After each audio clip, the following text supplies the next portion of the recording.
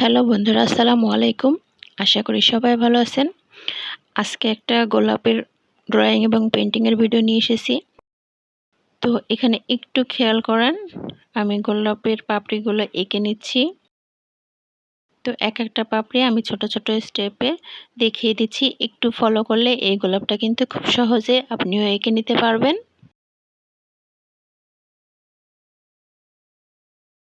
আমি আমার সাধ্যমতো সহজভাবে করিয়ে দেখিয়েছি। প্রত্যেকটা পাপড়ি আমি আলাদা আলাদা করে এখানে ড্রয়িং করে নিচ্ছি। এখানে আমি একটু ভুল করেছি, যেটা আমি পরে ঠিক করে নিয়েছি। এই যে এই দুটো পাপড়ির এখানে একটু আমার মিস্টেক হয়েছে, তো একটু খেয়াল রাখবেন। আমি একটু পরে কিন্তু সেটা আবার রাবার দিয়ে ঘষে মুছে ঠিক করে নেব। আর বড় সাইডের পাপড়িগুলো দিয়ে নিচ্ছি। তো এভাবে কিন্তু আপনি এই একটা একটা করে পাপড়ি দিয়ে খুব সহজেই কিন্তু এই গোলাপটা খুব সুন্দরভাবে এঁকে নিতে পারেন। প্রত্যেকটা পাপড়ি কিন্তু আমি মানে আপনাদেরকে সহজভাবে বুঝিয়ে দেওয়ার চেষ্টা করেছি। আপনি যদি কোনো শাড়িতে বা থ্রি পিসে পাতলা যে কাপড়গুলো আছে সেগুলোতে যদি করতে চান, তাহলে এই গোলাপটা কয়েকবার প্র্যাকটিস করার পরে যখন আপনি খুব সুন্দরভাবে এটার শেপটা নিয়ে আসতে পারবেন, তখন এটা একটা বড় কার্টিজ পেপারে মানে আপনার সাইজ অনুযায়ী এঁকে নেবেন। তারপরে সে পাতলা কাপড়ের নিচে রেখে উপর দিয়ে আপনি আবার এটাকে শাড়িতে এঁকে নিতে পারেন। তাহলে কিন্তু প্রত্যেকটা গোলাপের মাপগুলো কিন্তু সেম হবে। চাইলে কিন্তু সাইড দিয়ে আপনি ছোট ছোট কলিও ইউজ করতে পারেন, তাহলে কিন্তু শাড়ির লুকটা অন্যরকম হবে, দেখতে খুব ভালো লাগবে। আমার যখন আঁকা হয়ে যায়, আমি লাস্টে দেখি যে আমার এখানে পাপড়িটা ভুল হয়েছে, মানে গোলাপটা মিলতেছে না। পরে এটাকে এই যে আমি আবারও এখানে মুছে ঠিক করে নিলাম। এই যে এইটুকু জাস্ট ভুল ছিল, আর আবারও এই নিচের পাপড়িটাকে ঠিক করে দিলাম। এই যে একটু খেয়াল রাখলে, এবার এই জিনিসটাই আমি ঠিক কাপড়েও এঁকে নিয়েছি। দেখুন, এবার আমি কাপড়ে পেইন্ট করে নেব। আর আজকে আমি ট্রান্সপারেন্ট পদ্ধতিতে করতেছি। এখানে 1 চামচ বাইন্ডার, 1 চামচ এনকে দিয়ে আমি একটা কেমিক্যাল তৈরি করে নিয়েছি। এবার এর মধ্যে আমি হলুদ কালার দিয়েছি আর সামান্য পরিমাণে কমলা কালার দিয়ে ঠিক এরকম একটা কালার নিয়ে এসে আমি এটা দিয়ে কালার করে নিচ্ছি। তো আমি কিন্তু একবারে পুরোটা ঘষে ঘষে রং করে নিচ্ছি না, যেখানে যেখানে কালার দেওয়া দরকার ঠিক সেটুকু করে আমি কালারটা দিয়ে নিচ্ছি। আর এখানে আমি সিনথেটিক ব্রাশ ব্যবহার করেছি, কারণ সিনথেটিক ব্রাশে রং একটু কম করে ওঠে। বেশি রং দিয়ে এটা কাজ করা যাবে না, অল্প অল্প করে রং নিয়ে এটাতে কাজ করতে হবে।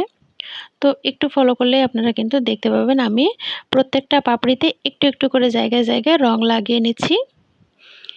এবার যে কালারটা ব্যবহার করলাম হালকা অরেঞ্জ, মানে ইয়েলো অরেঞ্জিশ, ওটার সাথে আমি অরেঞ্জিশ আর একটু অরেঞ্জ কালারটা একটু মানে কমলা যে কালারটা সেটা আর একটু মিলিয়ে নিয়ে আমি এবার সেই কালারটা করে নিচ্ছি। মানে পুরোপুরি কমলা কালার এখানে আমি এখনও ব্যবহার করিনি। আমি আরও এর চাইতে একটু ডার্ক অরেঞ্জ যেটা আছে সেটা ব্যবহার করব, মানে রেডিশ অরেঞ্জ যেটা হবে, একটু লালচে কমলা কালার যেটা হয় না, ঠিক সেই কালারটা দিয়ে আমি আবারও পরে এটাতে কাজ করব। অনেকে গোলাপ আঁকতে ভয় পায়, আসলে একটু মানে চর্চার বিষয়। আসলে ড্রয়িংটা যদি আপনার পারফেক্ট হয় না, তাহলে কিন্তু এটার পেন্টিংটাও অনেক সুন্দর হয়। তো আপনি চাইলে কিন্তু খুব সহজে এটার পেইন্টিং করে নিতে পারেন। শাড়িতে এরকম একটা কয়েকটা গোলাপ দিয়ে, যদি মানে একটা শাড়িতে আঁকতে গেলে কিন্তু বেশ কয়েকটা গোলাপ দিতে হয়।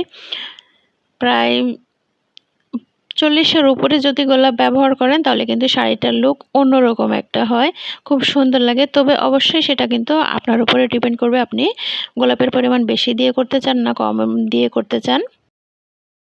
তো এখানে একটু আমার কালারটা হালকা হয়ে গেছে, কারণ সন্ধ্যা হয়ে গেছিলো আমি যখন ভিডিও করতেছিলাম, তো একটু ডার্ক আসতেছে। আমি বাইরের আলোতে করার চেষ্টা করতেছিলাম, পরে আমি আবারও লাইটের আলোতে এসে এটার ভিডিওটা কমপ্লিট করেছি।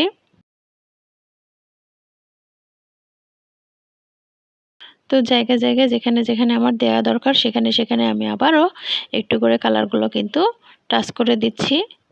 এটার ফাইনাল কাজ কিন্তু এখনও কমপ্লিট হয়নি, আমি এটার আরও ডার্ক কালার ইউজ করব। প্রত্যেকটা পাপড়িকে আমি আলাদা আলাদা করে বোঝানোর চেষ্টা করেছি।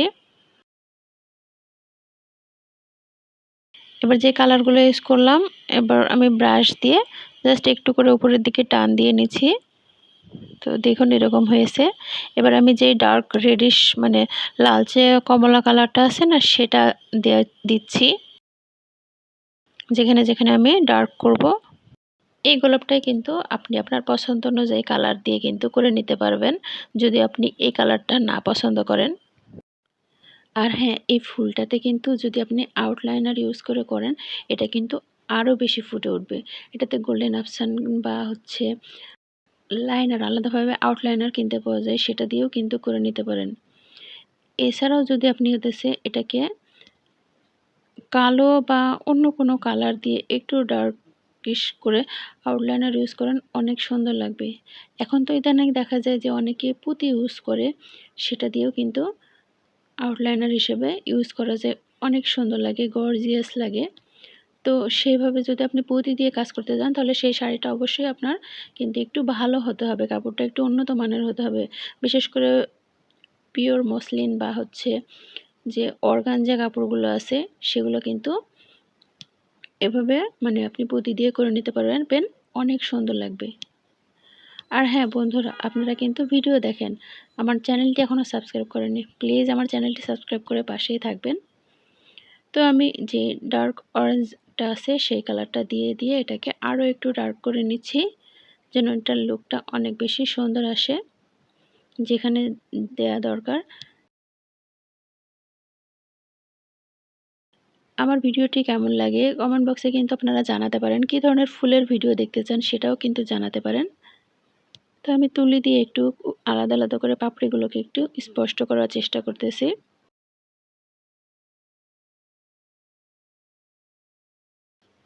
ভিডিওটি কিন্তু ভালো লাগলে ভিডিওর নিচে একটা লাইক দিবেন, কমেন্ট বক্সেও জানাতে পারেন। এখানে এখন আমি পাতার কালারগুলো দিয়ে নেব। তো আমার যে হলুদ অরেঞ্জের যে কালারগুলো ছিল না, তার মধ্যে আমি কিছুটা আবার সবুজ কালার দিয়ে নিয়েছি। দিয়ে এখন মেহেদি কালার, যে মেহেদি বাটার পরে যে কালারটা হয় না, ঠিক সেই কালারটার মতো আমি পাতার কালারটা দিয়ে নিচ্ছি। তবে পাতাটা অবশ্য আপনারা আপনাদের পছন্দ অনুযায়ী কালার ইউজ করতে পারেন। সবগুলো পাতাতে আমি কালার করে নেব। আর এই ফুলটাতে কিন্তু আমি ছোট ছোট পাতা ইউজ করেছি। আপনারা চাইলে কিন্তু আরও একটু বড় করে কাঁটাওয়ালা যে পাতাগুলো আছে না, সেগুলো ইউজ করতে পারেন, ভালো লাগবে দেখতে। তবে আমার কাছে মনে হয়েছে এই কালারটাই মানে এই ছোট ছোট পাতাগুলোই ফুলটাতে ভালো লাগতেছে। তো এই জায়গাতে আমার কোনো পাতা আঁকা ছিল না, তো এখানে আমি একটু আবারও পাতা এঁকে নিচ্ছি তুলির সাহায্যে। একটু খালি খালি লাগতেছিল, তাই আমি আরও কয়েকটা পাতা এখানে এঁকে নিচ্ছি। তো দেখুন এই যে কালারের প্লেটে কীরকম কালারের কম্বিনেশন ছিল, তো সেগুলোতে আমি একটু একটু করে ইউজ করে পাতার কালারগুলো একটু বিভিন্ন রকম করে করার চেষ্টা করেছি। পাতাগুলো আমরা যে ধরনের সবুজ কালার ইউজ করি, একঘেয়ে সবুজ টাইপের ইউজ না করে যদি একটু ভিন্ন ভিন্ন কালার ইউজ করে করা যায়, খুব সুন্দর লাগে হ্যান্ড পেইন্টটা। তো এবার আমি ডালগুলো দিয়ে নিব। তো ডাল দেওয়ার জন্য যে হালকা অরেঞ্জ যে টাইপের কালারটা আছে, সেটা আমি আবারও তৈরি করে একটু নিয়েছি। নিয়ে এবার আমি ডালগুলো দিয়ে নিব। তো ডালগুলো কিন্তু অপশনাল, আপনি চাইলে কিন্তু দিতে পারেন, না চাইলে নাও দিতে পারেন। এবার পাতার মধ্যে আমি সেই কালারটা ব্যবহার করে কিছু শিরা উপশিরা দিয়ে নিচ্ছি। তো আমার ফুলটা প্রায় আঁকা শেষ। এতক্ষণ কষ্ট করে ভিডিওটি দেখার জন্য সবাইকে অসংখ্য ধন্যবাদ।